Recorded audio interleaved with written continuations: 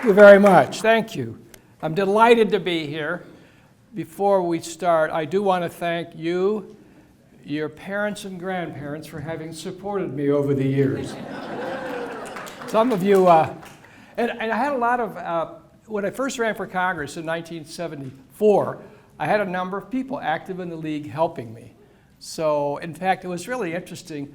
My campaign manager and the coordinator for many of the cities that I ran in were all women. I joke, I say then they ran the campaigns, now they run themselves and win, including in Michigan. I want to acknowledge my partner in life, my wife, Janet Blanchard, who's an activist in her own right. And as you know, blood runs thicker than water, so the Bloomfield Township clerk happens to be my nephew, Martin Brook, clerk. And of course, he runs free, fair, and accurate and timely elections. It is a good democracy here, and I know you're making sure, along with a lot of other clerks all over Michigan, we have accurate, fair, open, and free elections in Michigan, and don't let anybody tell you otherwise. That's why we have this Democracy Defense Project. Now, we also have with us Akash Kaluri, who represents the district office of Senator Alyssa Slotkin. There he is. Stand up. Hello.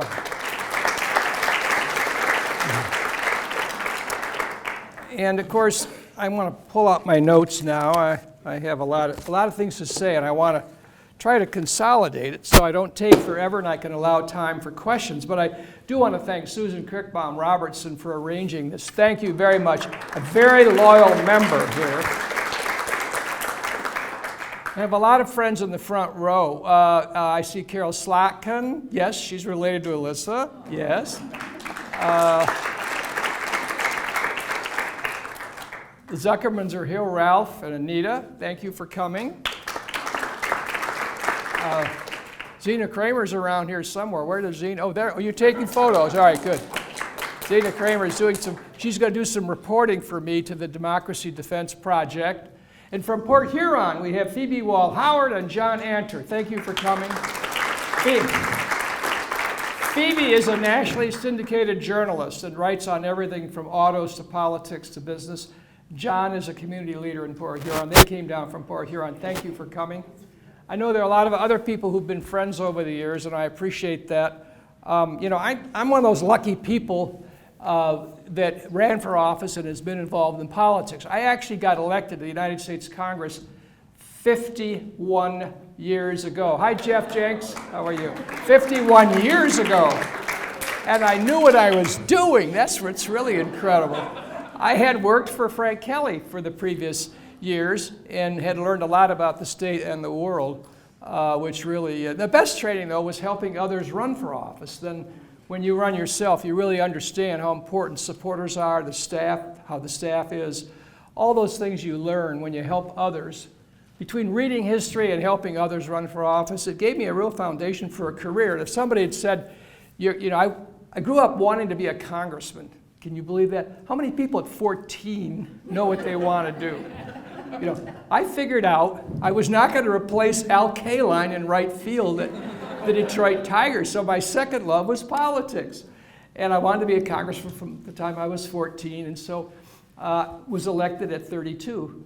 And if somebody had said, you'll be a congressman and a governor and then an ambassador, I would have thought I'd died and gone to heaven. And all those were challenging at the time. They were all wonderful opportunities, thanks to the voters of Michigan and also to Bill Clinton, who appointed me ambassador to Canada. By the way, he has been the most talented politician, government leader I've ever known. And I've known a lot of talent, but nobody really matches Bill. Hillary almost does, but it's really Bill. He has been and was fabulous. The thing that's interesting now, though, was for having served in all those positions for like 25 years,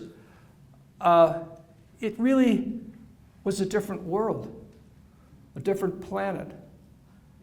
Obviously, there was greater civility, bipartisanship, belief in our system, gratitude for having grown up in this great country, gratitude that we've had prosperity and security for our entire lives.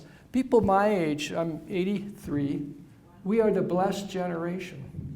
We were led by the greatest, but we are the blessed in terms of the economy, our security, our opportunities. But today is a very sad, I'm going to be blunt here. Let me start by saying, I'm sure there are people here who voted for Donald Trump or, liked him or supported him. I just want you to know, I don't pick my friends on the basis of who they vote for. I have friends, maybe even relatives, who supported President Trump. I'm not here to change your mind. You know what you know how you feel. So just know that my remarks are really more directed at people who voted for someone else or didn't vote or are wondering what's really going on. What do people like myself who have been around really think? And I will tell you, this is a very sad time. It's an abnormal time. And those of you with the League who are active, you are part of the solution in terms of turning this country around. You have in your charter strengthening democracy as one of your major priorities for the League. It's been that way forever. I remember watching a series on FDR, Franklin Delano Roosevelt, and it talked about when Eleanor Roosevelt decided she needed to pitch in and start really getting involved in things, she joined the League of Women Voters. And that was back, in the late 20s or I guess early 30s, actually late 20s. Anyway, the bottom line is, how abnormal are things? I wrote this down. If I had gone to sleep on New Year's Eve and woke up today and someone told me that our president referred to Canada as our opponent and Russia as our friend, that he wanted to buy Greenland and Panama and annex Canada, that he believed the European Union was formed to take advantage of the United States, that he continued to claim he won the 2020 election when he clearly did not, that he claimed he was elected in a landslide with 49% of the vote. By the way, I got 70% in 1986. That's true. 70, and I didn't go out hunting down my opponents. I reached out and tried to figure out who were the 30% that didn't vote for me. Maybe I could help them. Anyway, but clearly did not win it. It claimed he was elected as it's in a landslide with 49% of the vote. And now he's planning on hosting a cage fight at the White House to celebrate America's 250th birthday.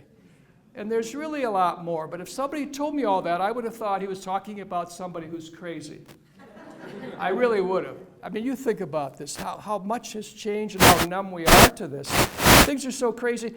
Our fellow citizens, I think, have become numb to this destructive behavior. You could say we're sleepwalking to a dictatorship, maybe running toward it.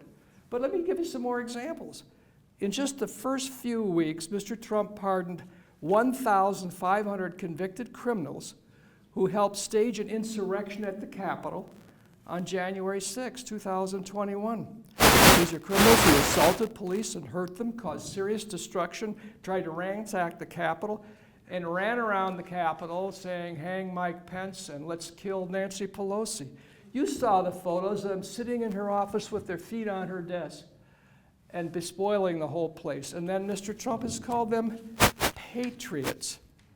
It's no wonder the Republican senators who are a real challenge right now, because most of them know better. It's a real challenge to get them to stand up to Mr. Trump. Part of them are afraid of their voters. Part of them are afraid of physical violence. They saw who attacked the Capitol. The message from Mr. Trump is, if you commit a crime in support of him, you may well be pardoned. This is crazy. Physical violence has been part of the Trump movement. Not a great part, but it's always lurking. And if you commit a crime on his behalf, you're going to get off.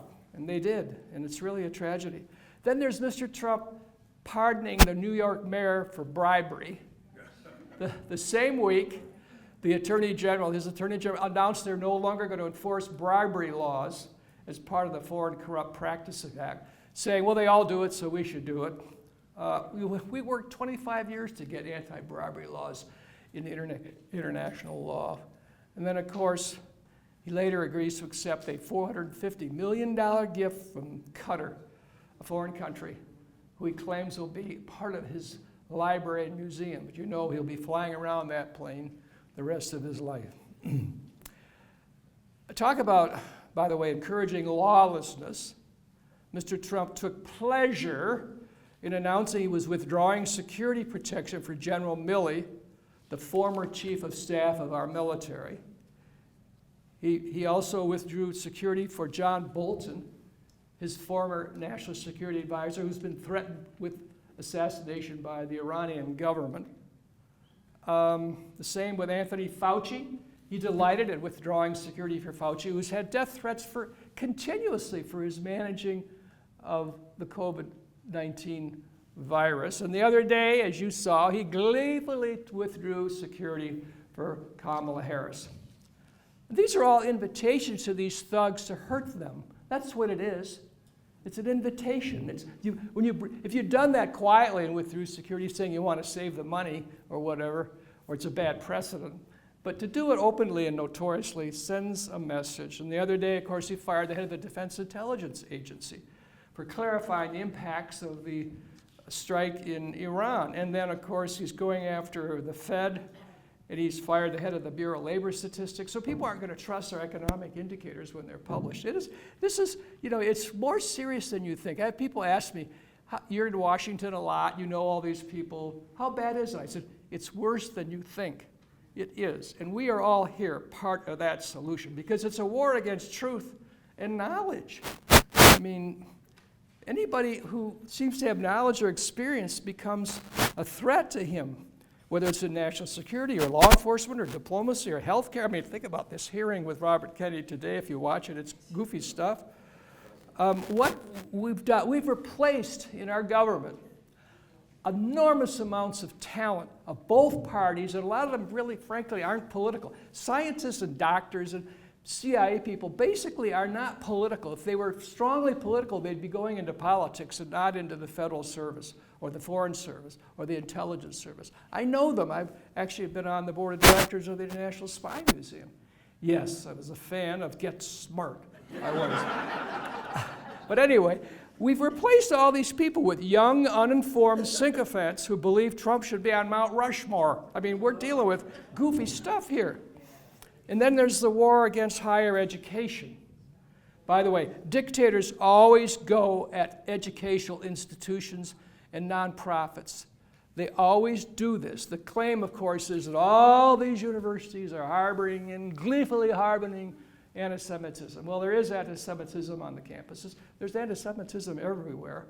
But the bottom line is the guy who said the neo-Nazis who paraded in Charlottesville are good people is not exactly the guy I would trust to worry about anti-Semitism. The guy who had the head of the white nationalist movement meet with him in Mar-a-Lago is not the guy I would trust to worry about religious discrimination. The list goes on and on and on. Then there's the cultural institutions. I mean, he's going after the Library of Congress, the Archives, Smithsonian. The list goes on and on. Claims are not pro-American enough, whatever that means. One of the problems with dictators, and the classic is Putin, but also Xi in China, is the race history. Recently, the Russian Historical Society decided that World War II started several years after it did, because they wanted to cover up the fact that Stalin had a pact with Hitler for the first couple of years. So they said that World War II started like in 1942 and not 1939. It was really interesting. And of course, we have at the Smithsonian, one of the problems you have with a person who appears to be an authoritarian or a dictator is people want to please them without even being asked. So somebody at the Smithsonian eliminated the reference to Trump's 2 impeachments and got caught. And so then they said, well, we're just remodeling that particular exhibition. But they had talked about Andrew Johnson and Bill Clinton, but not the 2 impeachments with Trump. It's all really, really crazy. One of the things that people do is they like to declare emergencies to get power. And they cause confusion and fear. For example, early on, Donald Trump declared an energy emergency. There's only one problem with that. We have been energy independent since the first term of Barack Obama. Largely because of fracking, yes, but nevertheless, we are producing record amounts of oil and natural gas, and actually doing quite well, expanding wind and solar and other things. An energy emergency that didn't exist. And by the way, we've had record oil and gas drilling under Joe Biden. You know, this drill baby, we've had record drilling. Biden just didn't want to promote it because I think he didn't want the left to get upset with him. But that's what's going on. I mean, I think that's kind of the reality. He declared a phony national security emergency to invoke tariffs, including steel and aluminum, on Canada, our closest ally. We've only been allies since World War I. They're no national security threat. And the steel and aluminum business is completely integrated between the US and Canada. In fact, recently, until recent years, the head of the United Steelworkers was a Canadian from Toronto. So why would we target them as a national security threat on steel? The list goes on and on and on. All that's going to do is increase costs to our auto companies. The last time they increased tariffs on steel and aluminum, it cost General Motors an extra $1 billion and Ford an extra $100 million. And it's going to be more and more now. It's going to lead to higher car prices, probably lower sales, and probably layoffs. I'm hoping, by the way, that the Supreme Court will finally rule that Mr. Trump's efforts on tariffs are unconstitutional and illegal. I'm hoping for that because he has no legal authority to do what he's done. And one of the problems we have is the Senate simply won't stand up to him. The Democrats have no power, just so you know. A lot of the Democrats turn on each other, unfortunately, out of their frustration. The Democrats have no power in Congress other than their voice right now. But once a few Republicans who truly know better stand up, things could very well change. They really could. But one of the problems is, again, it's the old Lord Acton said, power tends to corrupt, absolute power corrupts absolutely. Lord Acton, former, British philosopher of over 150 years ago. But it's really so true. In the meantime, we've had the damage to our allies. We've elevated the standing of Vladimir Putin. He started the worst war in Europe since World War II. Trump appears, it's hard to know, to share Putin's view that democracy doesn't work. The whole Putin movement is democracies don't work. Western Europe and America are corrupt. It's messy, it doesn't work. It's anti-family, it allows sexual perversion, and the only pro-family and Christian country around is Russia. And that's what's really interesting. And of course, democracies can't be trusted. Of course you don't believe in democracy if you're a dictator. But here we had Mr. Trump the other day quoting Putin as saying, mail-in ballots are bad. They're rigged. Somebody told him that when he lost in 2020, it was with mail-in ballots. He forgot that he won last time with mail-in ballots. So, we also know them, as Martin Brooke knows, as also absentee ballots. So if you want to disenfranchise a lot of people who are traveling or senior citizens, you get rid of mail-in voting. Even corporate executives who question Trump are really attacked. Some of them submit. Some of them promise to do things and promise to let him have free services and things like that. The Federal Reserve, you follow that, they've been attacked. And if you disagree with them, you're going to face prosecution. They're prosecuting Lisa Cook now, who's a member of the board of directors of the Federal Reserve. They just noticed today they're going to file charges against her because they just want to get her off the Federal Reserve board. And then we have the media. I mean, he attacked the CBS and ABC on rather flimsy evidence, so they just settled lawsuits with him and promised free airtime just to get rid of him, get him out of the way. I mean, he's taken control of Nippon Steel, which is U.S. Steel, other major businesses. Some people call it crony capitalism. I would call it National Socialism. That's what it really is. How does it, all these crackpot economists, quack doctors, national security risks, lawless lawyers, came to occupy these positions of great importance? How do they do that? The lack is this.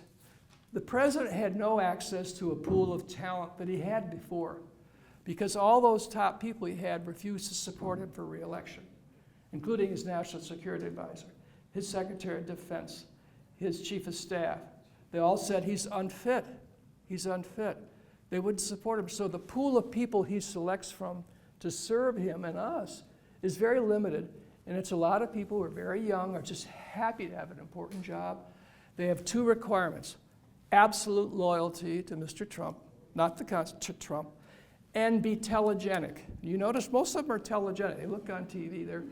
Whether they're 36 or 56, they look good, but when they open their mouths, you wonder, how did they get there? I mean, it's really, you know. So, and they feed his worst instincts.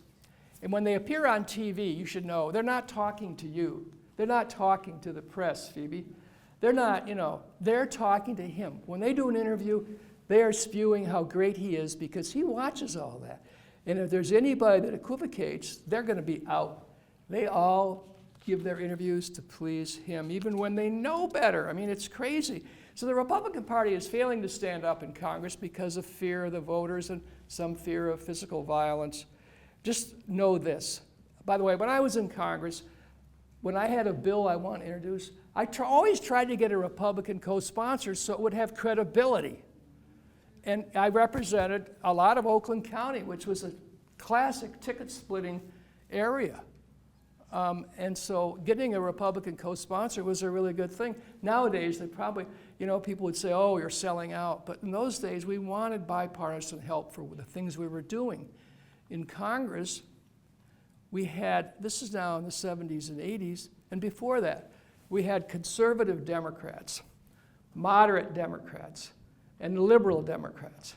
We had conservative Republicans, moderate Republicans, and liberal Republicans. So the coalitions were floating.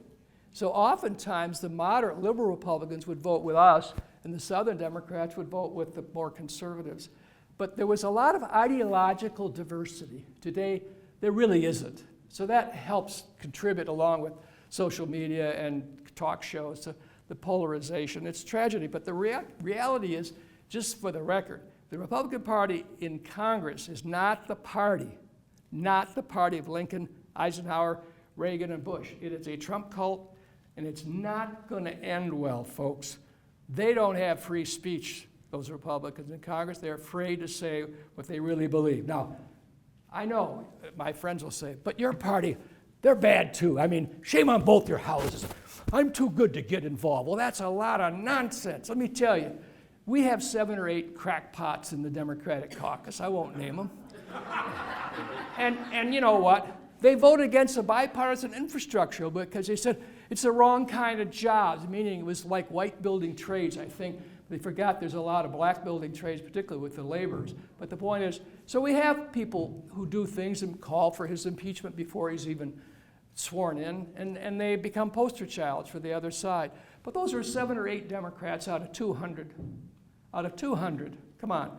Republicans had 138 members of the Republican caucus vote against certifying the election in 2020, even though hours before they were running for their lives in the Capitol. I still see that video of Senator Hawley of Missouri running for his life. So come on, we got to get real. That is no excuse. The Republicans have the power to change things, and they should help us. So we got to work on that. So how do we, I'm going to stop it shortly here.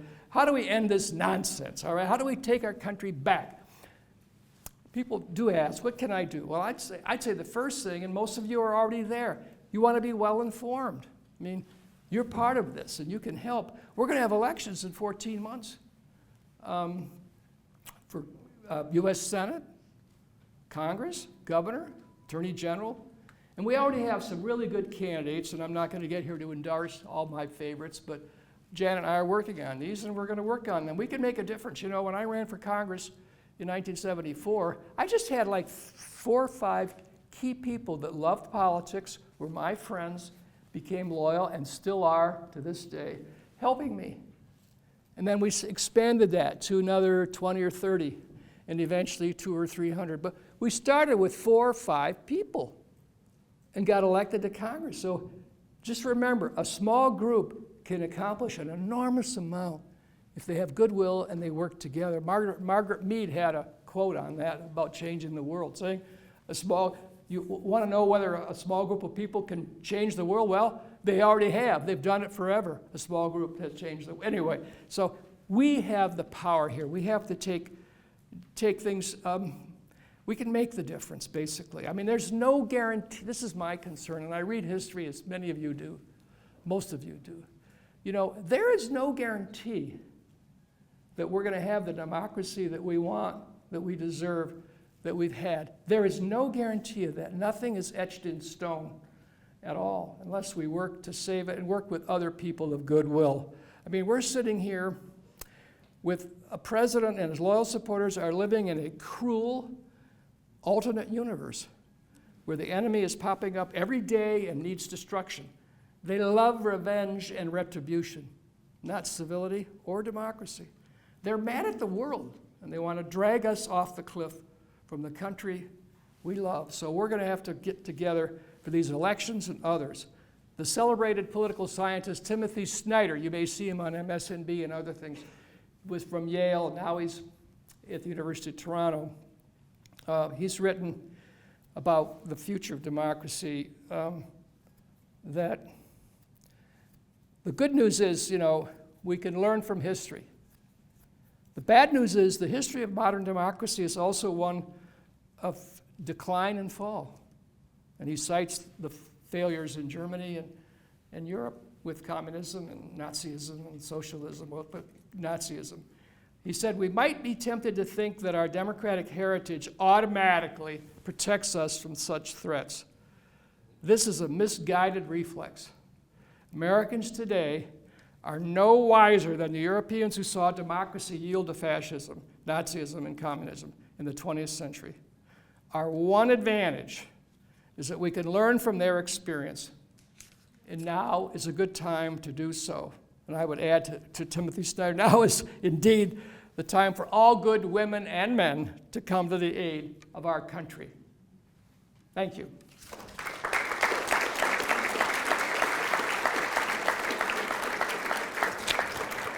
Now, I realize that was a mouthful, so I'm going to try to answer questions. And, you know, I obviously feel strongly. I feel I have, like some of you, the advantage of having lived a long time and followed things.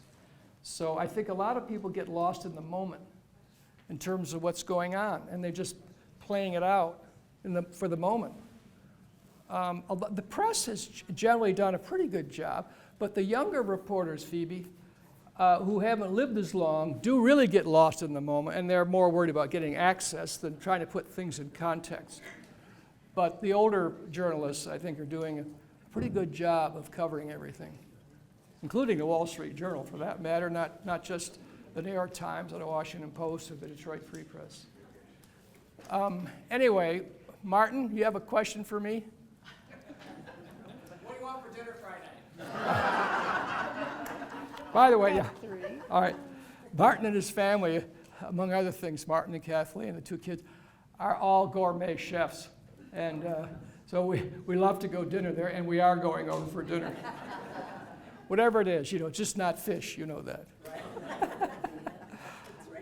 All right. If Democrats and other good people get elected in 2026 and 2028, can democracy return as we know it? I think the answer is yes, but very slowly. I think it will take an extraordinary president to move that along quicker. But I think, you know, it won't happen overnight, and it'll never be the same. I don't think it'll ever be the same, but it could even be better, because sometimes when you have something and you lose it, and then you get it back, it becomes so much more important. And that was Madeleine Albright's father, the former secretary of, our former secretary. So her father was a history professor from Czechoslovakia. And he said, I wish that the Americans would really appreciate what they have. This is right after World War II. Because if they had lost what they have, they would really appreciate it. I hope they don't have to lose it before they regain it. So I think I'm an optimist. I mean, after I give this speech, but I am an optimist. I wouldn't be here if I weren't. I wouldn't. What do you think about Trump taking 10% of Intel. Well, it's just all bullying businesses and getting something for it. He has a golden share in U.S. Nippon Steel, and they're making money. I mean, it's chaos and corruption. They're making money all over the place. I mean, think about crypto. I just read that this was in the Wall Street Journal, that he's made $3 billion in cryptocurrency in recent months. Cryptocurrency, as I know it, is really the best way to launder dirty money. It's crypto. I mean, that's what it is. So I think these people who are really into crypto are all going to end up somewhere in the slammer if they don't get pardoned. What are the chances that President Trump will be able to abolish mail-in absentee ballots? I don't think he's going to be able to do that. I think even there, the Republicans, because elections are run by the states, and here by, well, how many local clerks do we have here?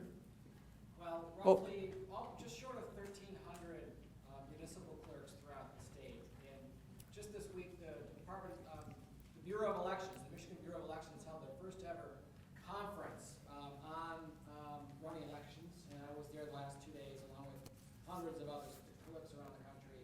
Republican, Democrat, it doesn't matter. All of us are working hard to do the same thing, run fair, free, and inclusive elections. So, yeah, I think in this case, I think the Republicans will stand up on this one, because if you get rid of mail-in ballots or absent, you're going to get rid of a lot of their voters who are like 60 years old and older.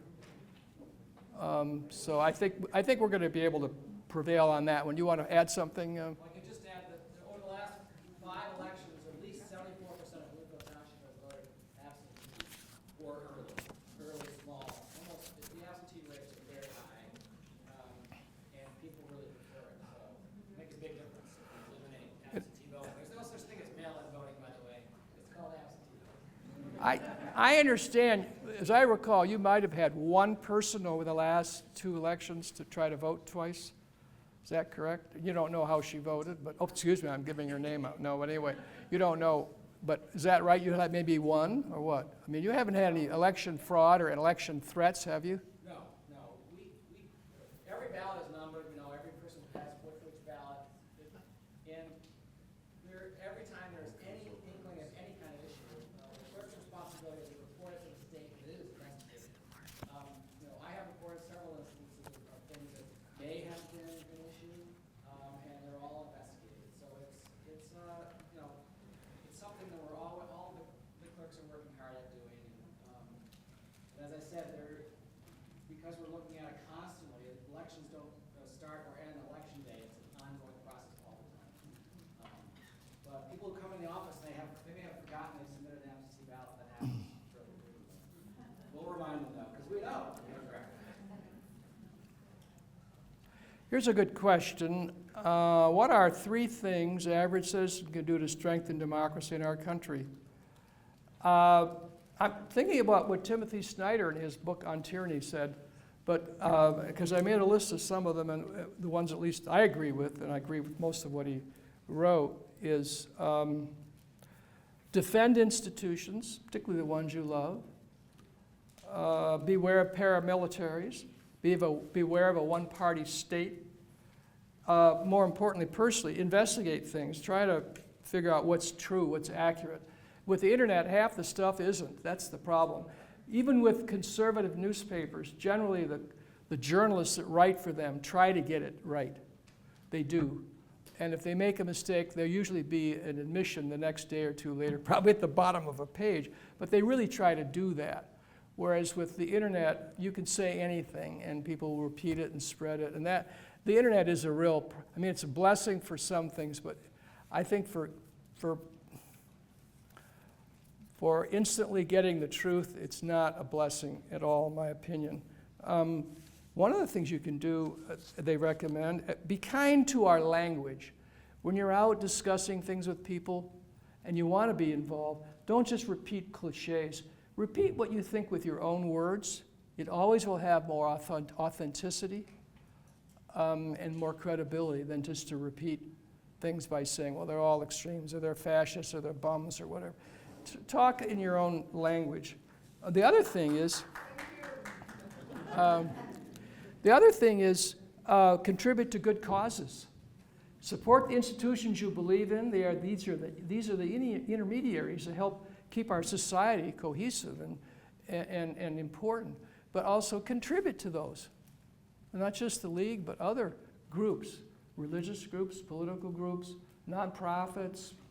Those are what hold our society together. And be willing to speak out, investigate so that you're not inaccurately quoting things. I mean, those are a few things that you can do. But the big thing, I think, is getting involved in the election. The election's in 14 months. The campaigns are starting now. Get behind some candidates or a candidate that you believe in. I tell that to young people. You want to get involved in politics, you want to be somebody in government someday, well, read all the history you can get and go find a local candidate and help them. Find someone you think is worthy of their support.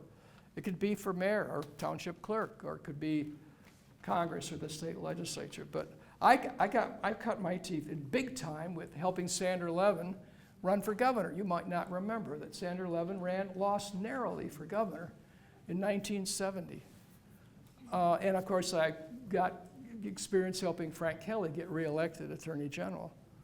And that was fun too, although his elections were relatively easy. It was still fun, and he was still very worthy. He was an outstanding Attorney General of Michigan. So I learned a lot from those guys who were 20 years older than me. But you learn a lot from working from an old guy that's been around. So I try to tell that to my young nephews now. And anyway. Let's see, here's a question. Do you think that when Trump criticized the previous North American Free Trade Agreement, that he was the one that had signed it? Yeah, it is amazing. He proclaimed that was the greatest trade agreement ever negotiated. This is like 4 years ago. And then now says it's not sufficient, you know. I think he lives by the news cycle, really. I don't think he really knows. He didn't remember he appointed Jerome Powell as Secretary of the Fed. He blamed that on Biden. Now, Biden did reappoint him, I think to his credit, but he didn't remember that. So I don't think he's really, people think he's, you know, we don't know the degree to which, all I know is he's a poster boy for abnormal psychology students. I mean, there's no doubt about it, really. What will the present tariffs on Canada, what will that mean? Well, it could be very, very hard on the auto industry. I think the tariff issue is harder on Michigan. And not just big autos, but auto parts suppliers. We have big agriculture. Our biggest market for Michigan agriculture is Canada. And energy, all that. So I think we have more to lose and more to gain. More to lose by tariffs and more to gain by getting along with Canada, particularly Ontario. And I actually met with the Premier of Ontario yesterday, a guy named Doug Ford. Really interesting guy. You may have seen him on TV bashing Trump. But he's a big believer in America. He lived in the United States in business for 20 years. I mean, so we have allies like that, you know, all over Canada and the U.S. The U.S. Senate did pass a resolution condemning Trump's tariffs on Canada. And they got 4 Republican senators to vote for it, and all the Democrats, and that did pass. So give those 4 credit. Mitch McConnell was one, Rand Paul was another, I think, Susan Collins, Lisa Murkowski. There may have been Chuck Grassley as well. But so that was a crack in the opening. It just, you know, it goes over to the House, but they don't have the votes to bring it up. But that was a good sign that they saw how unjust and how foolish the tariffs are on Canada. So I'm hopeful. I'm hopeful the Supreme Court's going to deal with it in a way that will uphold the Constitution and the laws, and the fact that Congress has the power to do tariffs. Here's a question, good one. I'm receiving a large number of donation requests from different PACs. I'd rather support candidates. Do you think these PACs help democracy or not? I like to do candidates myself. You don't know how the PAC money gets doled out. And I also like to keep contributions going to places where there's low overhead, that it really can go for mailings and field workers and advertising. I just don't know what the PACs, there are a lot of good PACs, but I am myself don't generally do those. I give to candidates like Alyssa Slotkin, for example, or Haley Stevens, or others like that, Gretchen Whitmer, or local, Martin Brooke, for that matter. He could say as a rich uncle that helped him, but that would not be true. Did it on his own. Thoughts of role of money in election politics, boy, it's terrible. The Supreme Court, many years ago ruled that money is speech, and that's a terrible ruling. And that has unleashed what's going on here. I didn't spend a lot of time raising money when I ran for Congress or governor. Maybe 10% of my time the last 6 months of the election. And I had a really good fundraiser named Ron Thayer. Some of you know Ron. And he used to remember everybody's name, and everybody knew he was close to me. They knew when they talked to him, they were talking to me, and so it really worked out incredibly well. But very little time raising money. I know I wouldn't put up with it now. It's one reason why I didn't run for the Senate a couple times. Because my senators, including Carl, basically said, you're going to have to be on the phone dialing for dollars all the time. So senators today, unfortunately, there's a lot of talent there. But they give speeches and raise money. They have to spend an enormous amount of time, but that's the system they grew up with. I didn't grow up with that, so I don't like it at all, really. I think there has to be some legislation that would rein in the spending and that could make it constitutional with the courts. It hasn't happened yet. I will tell you that members of the House and Congress, as soon as they get elected, the leadership says, on both parties, you need a certain amount of call time to get money for re-election. They have offices they go to that the party reserves, and they go over there and they dial for dollars a few hours a week, right away. And that's, instead of meeting with their staff, meeting with constituents, getting to know their colleagues, reading some important books or material, it's fundraising. By the way, Alyssa was probably one of the best, but she's also, as you know, most of you know, one of the more thoughtful people in this business. We're lucky that she ran. But God, the spending was, what was it? Yeah, it was tens of millions for a Senate seat. Yeah, very tough. So I wish I had an easy answer on that one, other than I do agree it's disastrous for our democracy.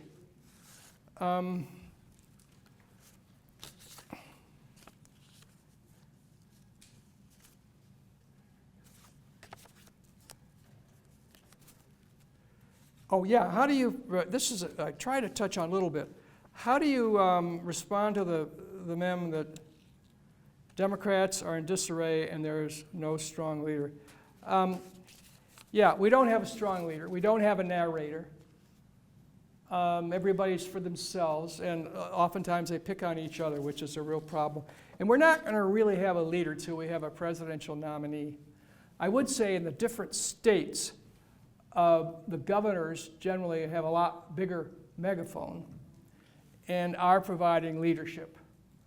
And you'll see some of them on TV, and some of them will emerge. I'm talking about Josh Shapiro, governor of Pennsylvania, or J.B. Pritzker of Illinois, or Gavin Newsom of California, or Gretchen Whitmer here, or Andy Beshear in Kentucky, or Janet Mills, governor of Maine. I mean, there's some really great talent out there that will somehow emerge, and we'll put together a ticket. And I do think we Democrats will elect a president in 2028, and I think we'll regain control of the House in 2026 if people take this seriously, if they get out and work, if they adopt a candidate or two and help them. And it's not always money. There's a lot of door knocking, a lot of other things that can be done, but I think We don't have a single leader, no. Even when we had Pelosi, who was probably the best Speaker of the House in modern history, by the way, we do know her well, and she's doing fine. The reality is she was beat up by everybody, and a lot of the Democrats said they wouldn't even support her for re-election as Speaker because she'd been demonized. But what talent, I'll tell you. So it's hard to emerge, especially when we have a president who's working on the 24-hour news cycle and sitting around the White House with a group of people like Fox and friends shooting the breeze for 2 or 3 hours, and while everybody there is telling him how great he is. It's a weird time, folks. It's a weird time. All right, here's George Romney voted to impeach Trump. No, it was Mitt Romney, but we do know George. Janet worked with George Romney. Yeah, Janet worked with George, and I knew George. Mitt Romney voted to impeach Trump and told us that the other Republicans are intimidated and afraid to impeach Trump as well. Are they still that afraid now? The answer is yes, more so, I think. How real is the threat to Republican senators and congressmen now? Serious, very serious. Is that a real excuse today? No. I mean, when you think about it, why would you want to go serve in Congress with a 2-year term, but more importantly, a 6-year term in the Senate, and be afraid to vote the way you feel, or afraid to have a friendship publicly with a Democrat? Why would you do that? You got to live with yourself and your family and your friends. Ultimately what they have is their reputation. But right now as things are going, at least on the Republican side, and even to some degree on the Democratic side, they're never going to be remembered for anything. There are very few giants that come out of the Senate. Republican side, Goldwater, even though he got clobbered by Johnson, is always looked to as a man of principle conservative, or John McCain. On the Democratic side, we had Ted Kennedy and Hubert Humphrey and some others, Lyndon Johnson, but I mean, most of them fade. And so if they know that, they might really want to think about what's their job all about. It's not just having somebody say, here's a senator. By the way, I love being called governor. In fact, when we were over in London, we checked into a hotel, and the guy said, "Welcome to the hotel, governor." I said, "Oh, he knows who I am." No, everybody was called governor over there. So it goes, it fades fast. It fades fast.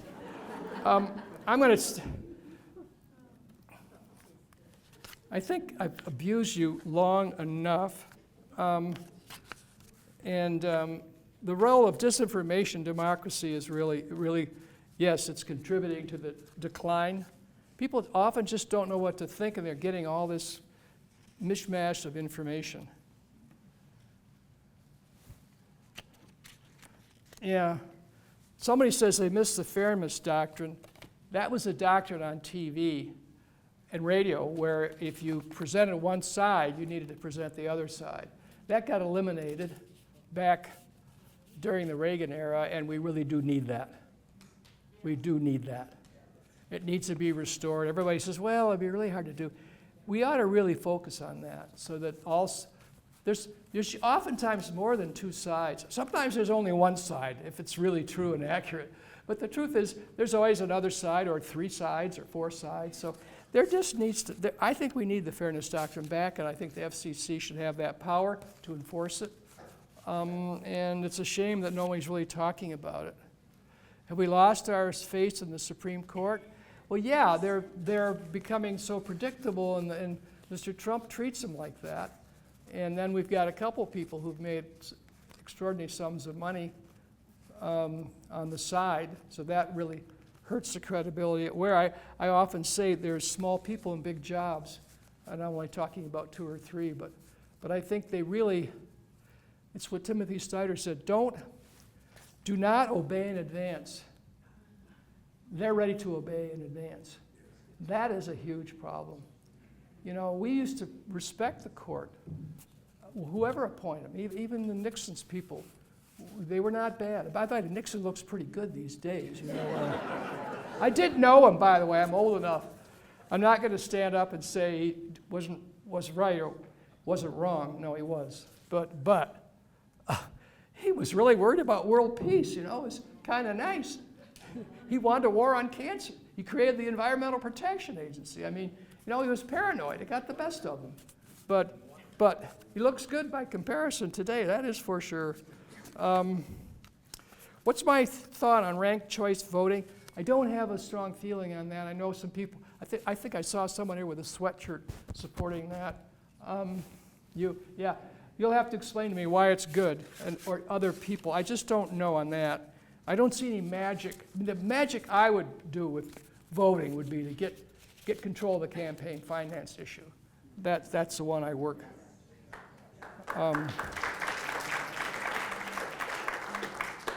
Do I think most MAGA people are actually against democracy, or do they not realize what's going on?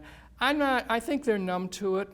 I think they know what they know. I think there's a lot of resentment out there about things, and Trump gives them an easy answer to things. But I don't think they would believe they're against democracy. On the other hand, I think they're perfectly happy to be dictated to. He dictates to people what to think. 30% are going to believe whatever he says. We're not going to change that, folks. We got to worry about the other 70%. We're not going to change it. But I don't think they think they're against it. I mean, there's a lot of nice people. Believe it or not, there are nice, good people that truly believe that Trump is a blessing for our country. And of course, I don't see it at all. But anyway,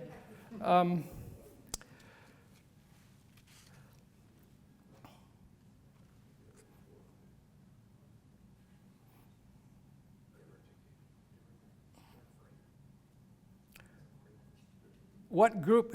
We are always constantly protesting, rallying, making phone calls, emailing our Democrats and Republicans.